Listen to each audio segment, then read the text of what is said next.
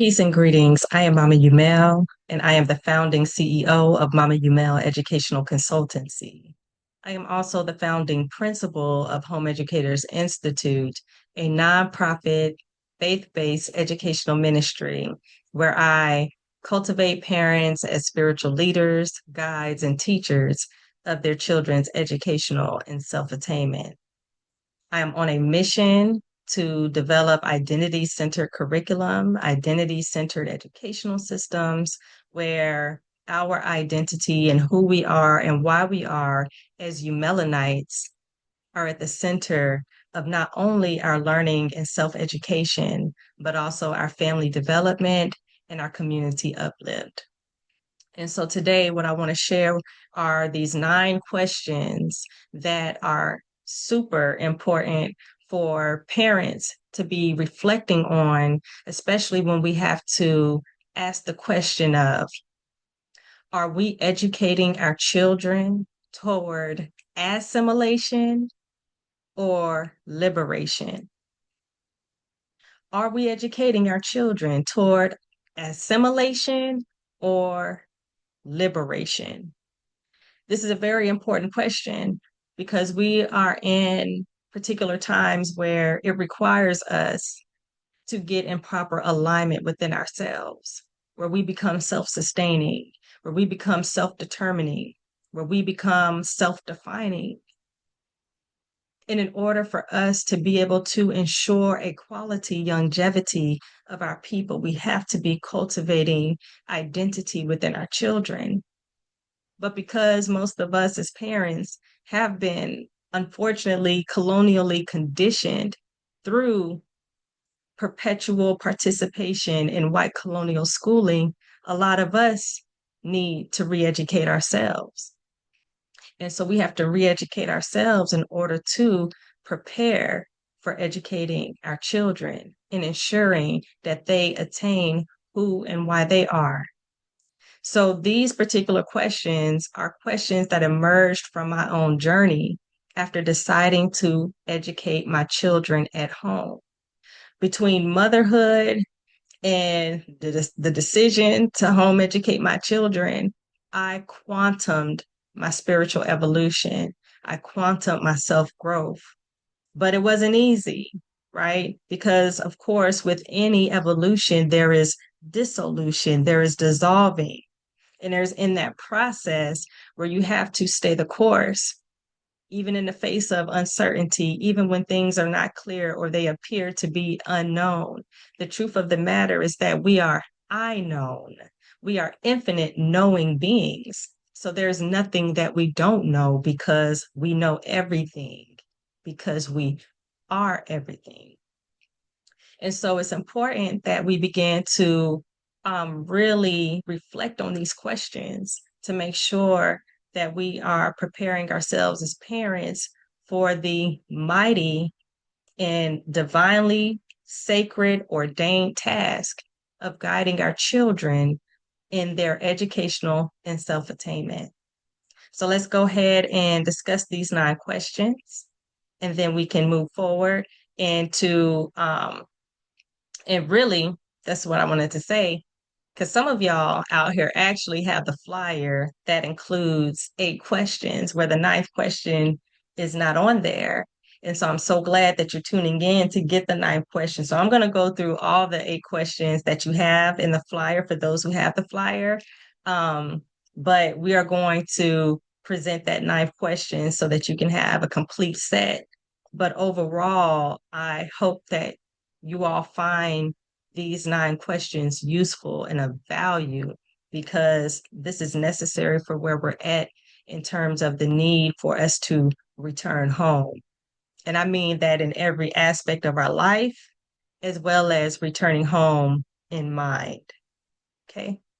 So, with our first question, right now, mind you, this is about us as parents being able to reflect on these questions and assess and evaluate whether or not we are educating our children toward assimilation or liberation.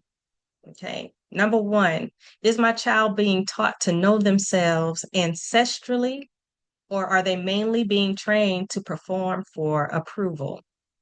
We want to make sure that our children are being taught who they are and why they are from a space of ancestry. Reason being is because it is colonialism and the false constructs of race and racism that are attempting to de ancestralize us, which means to separate or attempt to sever our ties with our indigenous identity, culture, and traditions. So when we look around at how they're getting their education, where they're getting their education from, who they're getting their education from, right? When we look around our home, when we look around and we observe and assess all of the sources of information and sensory perceptual cues that our children are receiving, are they speaking to who they are ancestrally? Or is this more of like a performative fake identity? Because the truth is that you want to return to who we were before and beyond colonialism. That doesn't necessarily mean that you have to necessarily build pyramids the way that we did in times past. But the point being is that perhaps the principle, and not even perhaps, but in actuality, the principle of aligning ourselves with the cosmos within and all around us by way of having a medium structure like a pyramid, that principle of correspondence is what we carry forward. And we use that to base our building and architecting on.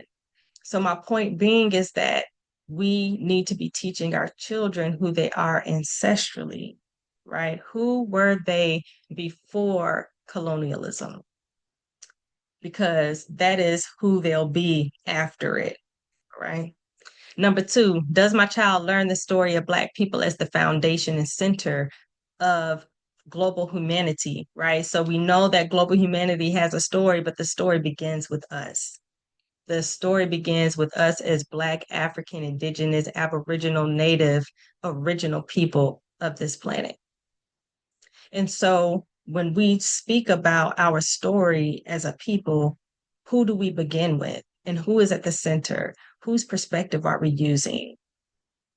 Because we want to make sure that it's properly aligned in us. We want to make sure, too, that we're not just teaching our story on a seasonal tip where we're only highlighting struggle and survival and not recognizing that our story as a people in terms of winning, victory, and thrival is way longer than really this relative like blip, in our existence, right? So let's make sure that we are teaching our children that they are the foundation of global thought, global knowledge, global culture, global sciences, global building, global influence. They were born global planetary influencers, and that's what we need to teach. Number three, do the books in our home help my children see Black people as Aboriginal, genius, superhuman, resourceful, and victorious? We want to make sure that the information that our children are receiving, whether that's around our house, on the TV, the music we listen to, the people we talk to, the folks we have over, the schools we send them to, the churches they go to, whatever it is they be at, we want to make sure that that information is actually speaking to their innate genius, their infinite intelligence, letting them know that you are everything and that you know everything and that you are a nobody, a KNOWBODY, that you're a nobody and that there's nothing you can't do because there's nothing you don't know. You know everything. And so we want to make sure that the books and the materials, the multimedia is actually reflecting their divinity, their sacredness, their infinite intelligence. Number four, do I use words, names, stories, proverbs, and affirmations that help my children know who they are? Language. Language is a vehicle transmitter of thought, right? So, in order for your thought to get out into the material realm and allow other people to participate in creating, forming, shaping, and creating it, you have to have a package, a symbolic, sigilistic package for the language, for the words to be able to be transmitted and to come through. Okay. And so we want to make sure that the code that we're communicating to the cells within our children actually can be verified and allow us premium access to their infinite intelligence, to their infinite knowledge, to their Akashic records. We want to make sure that we are releasing what is within our children through the words, names, stories, proverbs, and affirmations that we offer. Number 5, do I make room for my child's questions, observations, emotions, and interpretations after life encounters and everyday experiences? We want to make sure that we are holding space for our children to tell their own story, to narrate their own lived experiences, for them to give rich meaning about how they are experiencing the realm that they're in, how they're experiencing encounters that they have with other children, other people in their everyday movement. We want to make sure that we are empowering them to define themselves, because we know that power is the ability to define your reality and know that it is so. Number 6, am I confusing white colonial schooling with true education that brings forth my child's ancestral intelligence, life's mission, and community obligation? See, we want to make clear that we are not suffering from conceptual confusion and conceptual captivity and conceptual incarceration about what schooling and education is. Schooling and education are not the same. Schooling is just what that states. It is literally schooling, conditioning, indoctrinating groups of people to follow somebody else's idea, and in many cases against their own interests and own will. Whereas true education is about bringing forth our divinity. It's about bringing forth the truth within us. It's about bringing forth our ancestral intelligence and the powers we need to fulfill the purpose that we've been destined. It's about also bringing forth true solutions from within the cells that can bring community advancement and upliftment to our people. And so we want to make sure that we as parents are not confusing schooling and education, and that we can recognize true education when we see it. Number 7, does my child experience Black culture as ancestral, sacred, genius, intelligent, soul scientific, and creative? Or is Black culture merely experienced as entertainment and celebration? Because we got to be clear that in this white colonial setup, their main intent is to try and have us be assimilated or trying to equalize ourselves with a culture that is not original to us. And that there are aspects of what has been called our culture that is self-sabotaging, self-destructive, and self-minoritizing. And we have to be able to discern whether or not we are practicing a true ancestral indigenous culture and tradition that affirms who we are, that radiates divinity, sacredness, worth, or are we just performing and pretending to be a distortion of somebody else's twisted imagination about who we are? And we need to be able to discern that so our children can grow up in truth and cultural authenticity. And number 8, do we practice freedom at home through what we read, discuss, create, study, question, and remember? So we have to recognize that we come into this world already free. Nobody's going to give us freedom. Nobody can give us freedom. And so if we want to experience the full freedom that we know we are entitled to and should be experiencing, then we have to do that within self. Freedom begins in the mind. And so we want to make sure that we're having concerted, intentional conversations with our children about freedom, because they get out into society with all of their pathologies that try to tell them and try to dupe and fool them into thinking that freedom is something that they need to be trying to rush and find on the outside of them, when it's inside, that freedom is within. So we need to make sure that we are reading things that affirm freedom, that we are discussing what it means to be free and the responsibility that comes with freedom. that with freedom comes responsibility. When you're free, that means that you are in total control and authority to authorize and author your life. And that comes with a level of responsibility, discipline, consistency, vision, right? So we want to make sure we're having those conversations with our children. And then, of course, that number nine question, that power nine question, um, is our family learning helping my child become who they are? Is our family learning helping my child fulfill their purpose, to fulfill their destiny, to fulfill their prophecy that is encoded within their name? Is our family learning conducive to this? Because we want to make sure that everything that we're doing is pointing to the revelation of purpose to our children, and then cultivating opportunities for their innate gifts to be nourished and cultivated, right? To come to the fore so that they can be used properly in fulfillment of their purpose. The truth of the matter is that our children are destined for greatness.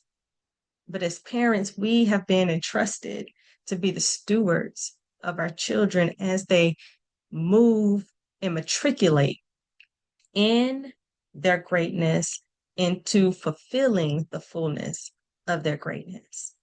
And so we want to make sure that what we're doing is actually helping to illuminate our child's purpose, why they're here, what their obligation is to their family, what legacy they're going to be carrying forward, what impact they're going to have on their community, how are they going to shift the frequency and really upshift the frequency in this world. We want to be cultivating that. So look around in your everyday movements with your children. Assess the refrigerator and look in there and see what information am I feeding my children? Am I feeding them toxins or am I feeding them healing and growth agents? Am I feeding things to their brains and their bodies, their body brain and brain body that is quickening their quantum evolution and spiritual growth? Or am I stunting it with sugars, preservatives, milks, cheeses, dairy, soys? Because it's those particular products, the dyes, the colors, the bleaches that stand and block full code transmission. And we want to make sure that we are keeping our children's portals wide open so that they can be conduits and vessels to change this planet. We want to also make sure that we look around our home environments and make sure that no matter where our children look, that they can see their divinity reflected back to them, that they can smell aromas and scents that help to recover their ancestral memory. These are the sort of things that we as parents have to pay attention to, because all of it is pointing to not only building confident children, but children with conviction. Our children must have conviction. There's a lot of conversation about confidence, but we need more conversation about our children being convicted.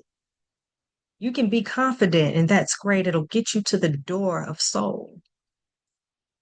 But when the rubber meets the road and challenges start coming, are you so convicted in your knowing? Are you so convicted in your being, in your essence, in your knowing of self to stay the course? Are you so convicted and determined to get to the I that you could weather that storm because you stay in the I? So we want our children to grow with confidence and conviction. So that concludes these 9 questions. I hope that you find value in these questions. I hope that you sit with these questions and you allow them to marinate and you meditate on these 9 questions. We know that 9 is the number of completion.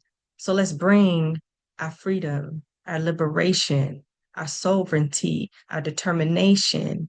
Let's bring that to completion. Our children have come here to carry forward a legacy of completion. And we are the stewards and the vanguard of that. We are the parents who are leading the longevity of our people. Ashe, Ashe, Asheo.